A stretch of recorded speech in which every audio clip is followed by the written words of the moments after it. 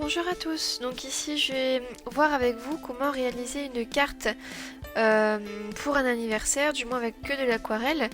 Donc dans un premier temps j'ai découpé dans un carré, enfin j'ai coupé dans un papier multi-technique un carré de 12 cm par 12 cm et c'est sur ce carré que je vais réaliser la petite réalisation que vous avez vue au début de la vidéo. Donc là il s'agit de tampons... alors je crois que on appelle ça des tampons non montés de Shoe Flower par rapport à justement un anniversaire. Et je vais utiliser le positionneur de tampon pour que ce soit le plus régulier, le plus droit possible entre guillemets. Parce que c'est pas évident forcément de tamponner avec des tampons qui sont en mousse. Alors maintenant pour nettoyer mes tampons, j'utilise de l'eau tout simplement avec une lingette microfibre. Une lavette microfibre, donc ça permet de retirer le maximum d'encre et je trouve que c'est un peu plus écologique, donc du coup je décide maintenant d'utiliser de l'eau avec cette lingette et le maximum d'encre part. Alors pour faire ici mon petit chariot, j'ai décidé d'utiliser les aquarelles de Winsor & Newton. Je suis en train d'embellir un peu ma collection d'aquarelles en utilisant des aquarelles extra fines. Donc du coup ici j'ai utilisé un panel de deux couleurs. Alors il y a plein d'espaces vides dans ma palette, mais ça va se remplir assez rapidement je pense. Donc au niveau des couleurs, j'ai décidé d'utiliser le premier marron que j'ai fait, donc le marron le plus foncé. C'est un mélange de terre d'ombre brûlée et de sépia. Et le deuxième marron que je suis en train de faire là, c'est le terre d'ombre brûlée toute simple. Donc là, ces deux marrons là, je vais les utiliser pour pouvoir faire la colorisation du bois de mon chariot. Et je vais compléter du coup l'ensemble de mes couleurs. Alors avec ce vert là, c'est l'oxyde de chrome. Et là je suis en train de chercher ce que je vais prendre comme couleur parce que j'avais un petit doute et je savais pas trop. Alors là j'ai décidé comme rouge de prendre le brun de Garance, qui est un rouge assez foncé. Et le jaune, j'ai fait un mélange de jaune de cadmium foncé et de jaune de Naples foncé. Et le fond, j'ai utilisé de prendre comme couleur une sorte de bleu vert. Et le bleu vert, j'ai pris de l'oxyde de chrome mélangé avec du bleu de Prusse. Les proportions dépendaient un petit peu du rendu que je pouvais avoir. Et là, du coup, j'utilise mes deux marrons. Donc là, je commence avec une première couche qui est très diluée de ma terre d'ombre brûlée. Et pour faire les pneus de mon petit chariot, donc là j'ai pris un mélange de sépia et de grit paint que j'ai très dilué dans un premier temps et après j'ai foncé au fur et à mesure. Alors, je pense que normalement c'est quelque chose de... Enfin ici la roue c'est pas un pneu du tout, c'est une roue en bois, mais bon, du coup... Du moins ici pour la réalisation, j'ai décidé de le faire comme ça. Et après au fur et à mesure, j'utilise les mêmes couleurs. J'essaie de nuancer un petit peu mes couleurs pour apporter un petit peu de profondeur. Donc toujours dans un premier temps, j'utilise le marron le plus clair et ensuite je fonce un petit peu avec le deuxième marron qui est le mélange de sépia et de terre d'ombre brûlée. Donc voilà, c'est un travail de colorisation entre guillemets classique. Donc voilà, à chaque fois j'apporte des nuances. Alors quand je veux faire une sorte de dégradé entre une couleur très claire et une couleur un peu plus foncée, je commence toujours par la plus claire et ensuite quand je veux foncer une partie de mon motif avec quasiment la même teinte de couleur mais en plus foncé, dans ces cas ce que je fais c'est que je prends ma couleur foncée, je mets dans le coin où je veux, sur lequel je veux. Et après, je trempe une première fois. Donc je rince mon pinceau et après je viens avec mon pinceau on va dire propre, estomper entre guillemets la transition entre la couleur très claire et la couleur foncée. Donc comme ça me permet de faire un dégradé un peu plus doux en fait. Et ensuite, donc je pense que vous avez vu tout à l'heure, j'ai voulu trouver d'autres embellissements qui viennent, enfin du moins d'autres tampons qui viennent agrémenter ma petite scénette. Donc là j'ai décidé d'utiliser donc le trio de petits ballons qui est dans la même planche de tampons que les tampons avec le petit chariot. Et là, je continue mon travail de colorisation. Donc là j'ai fait un ballon jaune, donc c'est le mélange de jaune, de Naples foncé, le jaune de cadmium foncé, et ensuite les deux autres ballons rouge et vert. Et là, une fois que tout est bien sec au niveau de mon chariot, je fais le fond. Donc là, c'est mon mélange de bleu-vert, donc c'est-à-dire avec mon oxyde de chrome et mon bleu de Prusse. Donc je commence par une première couche assez diluée, bien gorgée en eau. Alors limite, si ça me fait des auréoles, c'est pas grave, justement, je trouvais que ça...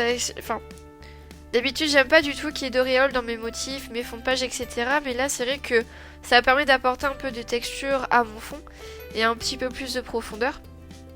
Et une fois que ma première couche, on va dire, assez claire a été faite, et bien du coup, je fais avec une couleur plus foncée, moins diluée en eau.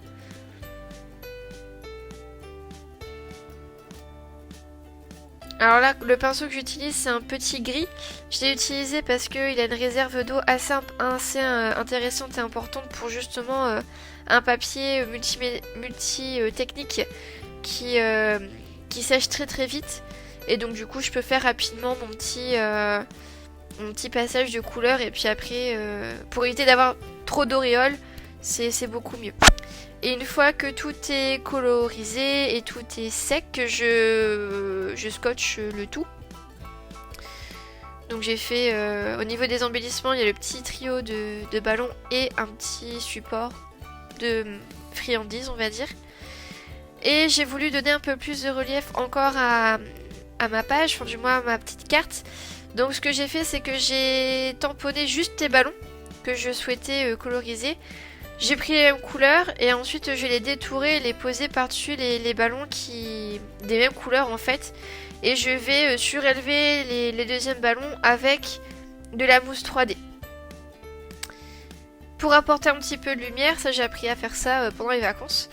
Donc j'apporte de la lumière avec un Posca blanc ou alors un crayon gel blanc. Si vous avez ça, je pense que ça fonctionne aussi très bien. Donc j'apporte un petit peu de lumière avec le Posca blanc. Et là, une fois que tout est sec au niveau de mes ballons, je mets en 3D mon ballon vert et mon ballon jaune par au-dessus du ballon vert et du ballon jaune déjà au premier plan, on va dire. Ça permet de mettre en relief plusieurs éléments de ma page.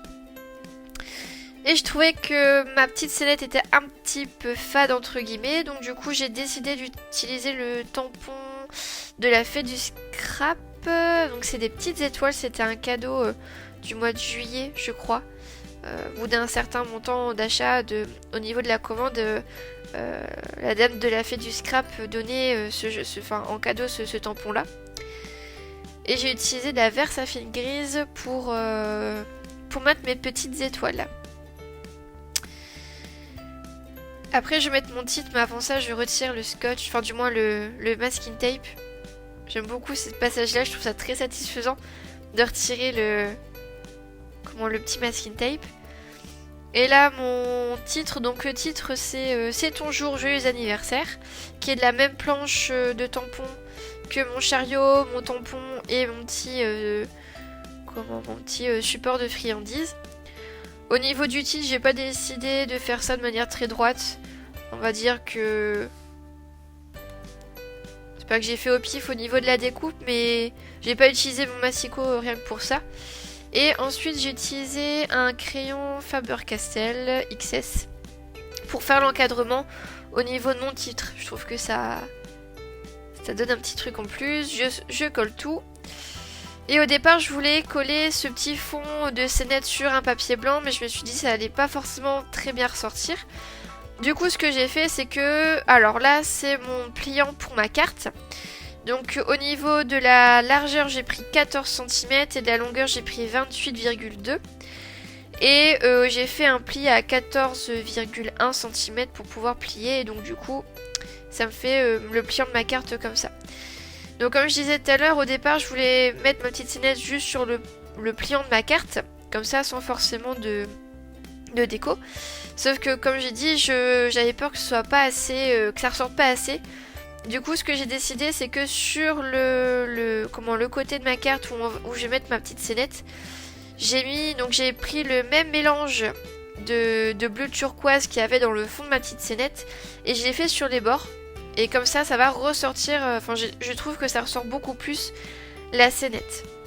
Donc là, je donne des effets de couleur, de plus ou moins foncé, etc. Après, il me semble que j'ai tout séché au heat gun. Et une fois que c'est bien sec, voilà. Du coup, je trouve que ça ressort beaucoup plus quand les bords sont colorés, en fait. Je mets du scotch double face et après, je colle tout comme ça. Au début, je voulais mettre du scotch 3D. Mais j'avais peur que ça... qu'il y ait trop de relief, en fait. Donc, du coup, je voulais faire le plus simple possible. Donc voilà, le travail touche entre guillemets à sa fin. Je mets des petits dots blancs. C'est vrai que maintenant je peux plus faire une carte ou une page ou même un album sans mettre de petits dots blancs. Alors faut que ça sèche, mais ça sèche relativement vite. Et voilà, à vitesse réelle, le petit rendu de cette carte d'anniversaire. Qui est tout en aquarelle quasiment, si ce n'est les tamponnages. Donc voilà, on peut voir du coup l'effet de 3D avec les petits ballons. J'espère que cette vidéo vous a plu et que mes explications ont été assez claires. Et voilà, donc je vous souhaite une très belle soirée et puis à bientôt pour une nouvelle vidéo. Allez, au revoir!